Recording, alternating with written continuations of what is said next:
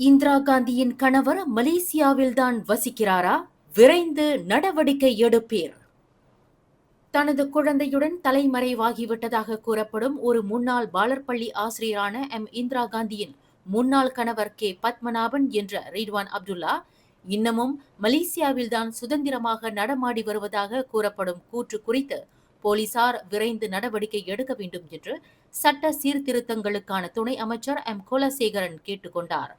தனது முன்னாள் கணவர் பத்மநாபன் இன்னமும் மலேசியாவில்தான் உள்ளார் என்று இந்திரா காந்தி கூறியுள்ள கூற்று எந்த அளவிற்கு உண்மை என்பது குறித்து போலீசார் ஆராய வேண்டும். காரணம், இந்திரா காந்தியின் குழந்தையை தன் வசம் வைத்துள்ள பத்மநாபனை கைது செய்வதற்கு நீதிமன்றம் பிறப்பித்த ஆணை கடந்த 10 ஆண்டு காலமாக கிடப்பில் உள்ளது என்று குலசேகரன் சுட்டிக்காட்டினார்.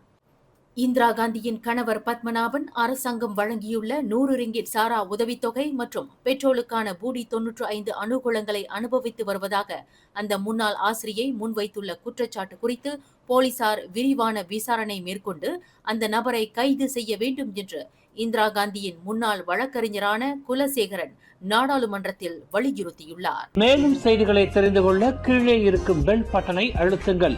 உங்கள் மகிழ்ச்சியை வெளிப்படுத்த லைக் மற்றும் ஷேர் செய்யுங்கள். தொடர்ந்து திசைகளோடு இணைந்திருக்க சப்ஸ்கிரைப் செய்யுங்கள்.